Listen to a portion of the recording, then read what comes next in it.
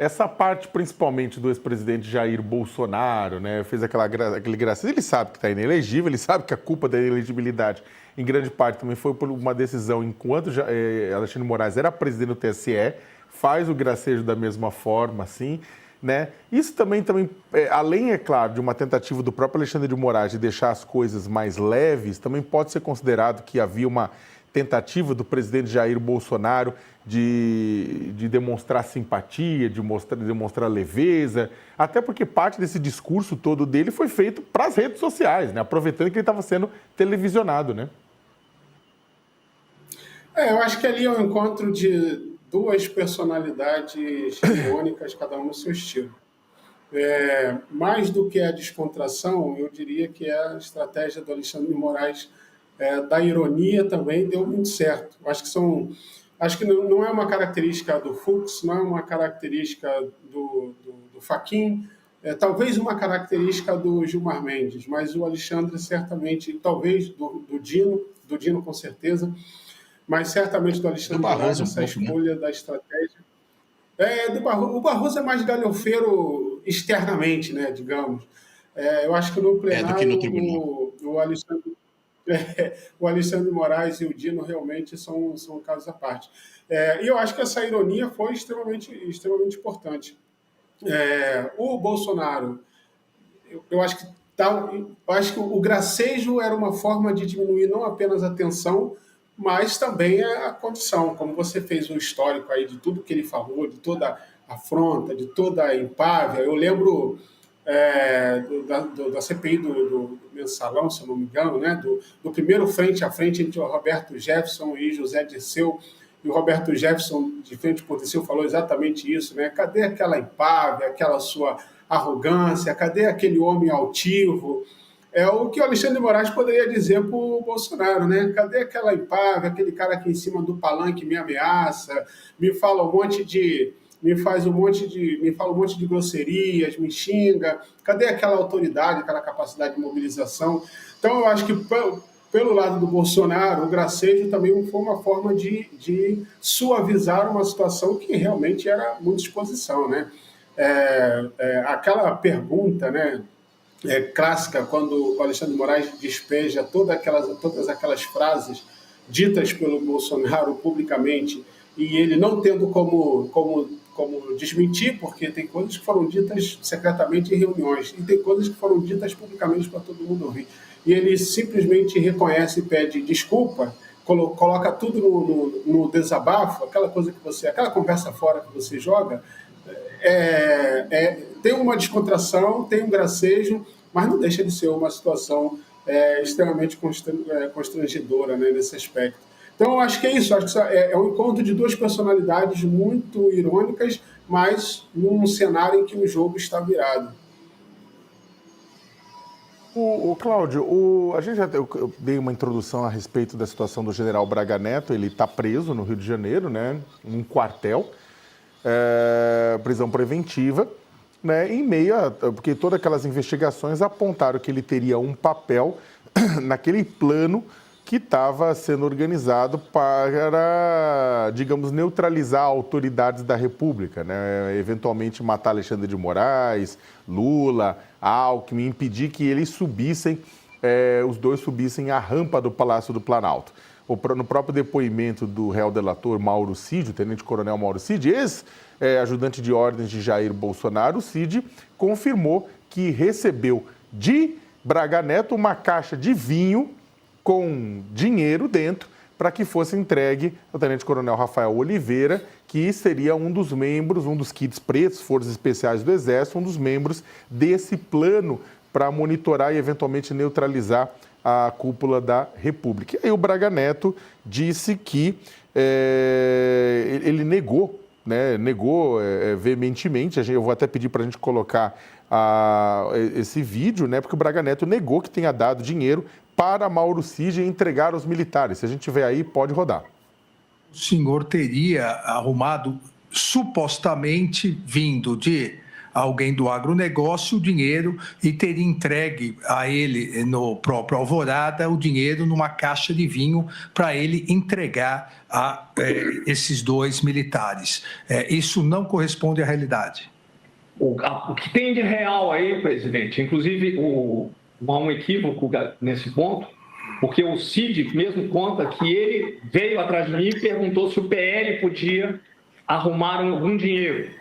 Era muito comum, porque quando o presidente Bolsonaro, quando nós entregávamos esse recurso do presidente, veio muito recurso. Então era comum outros políticos, através ou do presidente Valdemar, ou do próprio presidente Bolsonaro, ou de outras pessoas, pedirem para pagar contas de campanha atrasadas, dentro do previsto. O Cid veio atrás e perguntou: general, o PL pode conseguir algum recurso que nós estamos precisando? Na minha cabeça tem alguma coisa a ver com campanha. Eu viro para ele, como está nos autos, falo assim: procura o Azevedo, procura o tesoureiro, que era o Azevedo. Ele procurou o Azevedo, eu deixei com o Azevedo, porque eu não sabia o que era. Procurou o Azevedo veio mais tarde para mim e falou assim: general, o dinheiro que o Cid quer, está precisando, nós não temos amparo para dar. Então eu falei: então morre o assunto. E morreu o assunto. Eu não tinha, como eu disse ao senhor, contato com empresários. Então eu não pedi dinheiro para ninguém e não dei dinheiro nenhum para o Cid. Ô Cláudio, ou seja, o que o Braga Neto colocou é que ele jogou na mesa um crime mais leve, caixa 2, como justificativa para um crime mais pesado, que era bancar o assassinato de alguém? Eu acho que sim, né, o Sakamoto? E acho que eles estão, na realidade, todos os réus aí, usufruindo, né, do seu direito de não ter que falar a verdade, né, nos depoimentos que dão, né, no interrogatório, porque, afinal de contas, sendo réus, eles não têm nenhuma obrigação, muito pelo contrário, eles têm o direito de não produzir prova contra si próprios e, portanto, não têm compromisso com a verdade. E daí essa negação generalizada, até de coisas para as quais há evidências materiais, não é só depoimento do Cid em muitos casos, né? Há evidências materiais, né? A minuta do golpe é um documento encontrado na casa do Anderson Torres, né? A gente teve um outro documento como esse encontrado no escritório do Bolsonaro, na sede do PL. O próprio Bolsonaro não negou que cogitou golpe de Estado, não, desculpa, golpe de Estado também, mas digamos assim, formalmente, estado de sítio, né, estado de defesa, segundo ele, coisas previstas na Constituição. A despeito de serem coisas previstas na Constituição para situações de algum tipo de desordem generalizada, de calamidade, né, de uma convulsão social. Nada disso acontecia no Brasil quando ele resolveu cogitar essas coisas. E ele, aliás, cometeu ali um escorregão ontem no depoimento, que foi qual? Foi o escorregão de dizer que resolveram cogitar esses instrumentos justamente quando perceberam que não teriam sucesso junto ao TSE, o PL, né, junto ao TSE, para poder rever o resultado das eleições. Ou seja, não deu por bem, vamos por mal. A despeito de qualquer consideração sobre chamar Conselho da República e coisas que tais. Então, acho que o próprio depoimento do Braga Neto tem que ser lido dentro desse outro contexto, né, desse contexto dos vários réus ali, né, tentando se livrar de qualquer coisa que os incrimine, ainda que possa no meio do caminho escorregar e acabar se incriminando de novo, né, como nesse exemplo que eu acabei de dar. Mas, de qualquer maneira, acho que é disso que se trata. E aí, falar que era um dinheiro do PL que poderia, né, ser usado de maneira ilícita, mas aí é um ilícito de tamanho menor, muito longe do risco do Estado, e ainda dizendo que é um dinheiro que talvez nem tenha disposto, né? Porque, afinal de contas, uma coisa é as pessoas pedirem, outra coisa é ele dispor. Né? Está se defendendo, mas eu acho que, a despeito disso, há outros indicadores, por exemplo, as mensagens ali de celular, né, em que ele fala para fazer pressão sobre os seus colegas de armas, né, porque não estariam ali sendo combatentes reais, até para usar uma expressão dele, né, um verdadeiro combatente não foge à luta, como ele falou, e no fim das contas, acho que isso tudo vai incriminá-lo a despeito de todas as negativas a ele, né, e a vários dos outros réus. Com relação ao general Braga Neto, o general Braga Neto, no dia até retomando a partir do que o Cláudio colocou, no dia do depoimento do Mauro Cid, foi provavelmente a pessoa mais enrolada por Mauro Cid, né? Porque confirmou exatamente remessa de pagamento para, em tese, a morte de alguém, encomendar a morte de alguém. né? O general Braga Neto, né, a defesa do general Braga Neto deixou claro que vai solicitar que agora seja feita a soltura do seu cliente, né? O próprio Moraes ontem determinou que aquela proibição dos réus se conversarem entre si cai, porque já foi feito o depoimento de testemunhas e depoimento deles próprios, né? Ou seja, combinar discursos não dá mais, então derrubou, eles podem voltar a conversar. Heleno, Cid, Bolsonaro, todo mundo pode voltar a conversar entre si. Mas o Braga Neto está preso. Ontem o Moraes não levantou prisão do Braga Neto.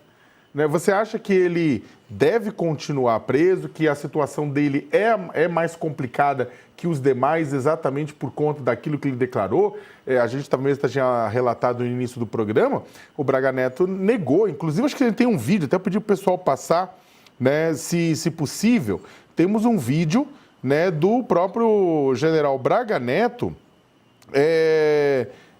falando que o Mauro Cid mentiu na delação, né, e delação essa que inclusive falou dos ataques do próprio Braga Neto com relação a outros membros das Forças Armadas. A gente pode passar, por gentileza? O meu contato com eles era só com os comandantes, tá? Eu não tinha contato com a tropa e com os operadores especiais. Se ele estava, eu nem sabia disso. Se ele estava nas operações lá de baixo, ele não teve contato comigo lá na intervenção pessoal. Também o réu colaborador, portanto, ele faltou com a verdade nessa afirmação, não é isso? Não é verdade. O Braga Neto, a frase, inclusive, em outro momento, falou que jamais ordenou ou coordenou ataques a nenhum dos chefes militares, né? Porque Braga Neto teria, inclusive, sido responsável por um bullying sobre Freire Gomes, sobre os chefes militares, porque eles não estariam entrando de cabeça na trama golpista. A situação do Braga Neto é pior do que as dos demais, Ronilson? Olha, Sakamoto, ali tudo é confuso, mas do Braga Neto eu acho que realmente tem uma questão muito peculiar. Muito embora essa seja uma das coisas nas quais o Braga Neto se apega, como uma esperança de minimamente causar uma confusão, levantar o mérito da dúvida, esse detalhamento do Mauro Cid, a gente precisa lembrar que ele foi dito depois, né, do Moraes ter dito que se ele mentisse ou ele omitisse informações, ele teria a prisão decretada, né? Então, acho isso é uma das coisas que tanto que o Braga Neto, a defesa do Braga Neto, se apega para poder investir nisso, né? O Mauro Cid mentiu, sobretudo mentiu mediante a pressão do Alexandre de Moraes. Agora, o roteiro é muito coerente, né? A única explicação que eles são capazes de dar, que o Braga Neto é capaz de dar, é apenas dizer que não aconteceu. Dizer que não aconteceu, dizer que mentiu. Você não tem nenhum roteiro alternativo que tenha lógica, que tenha testemunha, que tenha coerência, para poder dizer que tenha sido diferente, né? Até agora, o que a gente tem é uma acusação de que o Mauro Cid é mentiroso, mas o roteiro está ali, o roteiro faz sentido, né? Tudo faz sentido, né? No que ele descreve, e pelo lado do Braga Neto, a única coisa que ele tem é dizer que o Mauro Cid mentiu, eu não recebi esse dinheiro, eu nunca usei esse dinheiro, eu nunca vi esse dinheiro, agora ninguém viu nada, ninguém nunca viu nada. Mas o relato é extremamente coerente, o marco temporal faz, o corte temporal todo faz sentido, e o que o deixa numa condição com uma das maiores materialidades em toda essa acusação.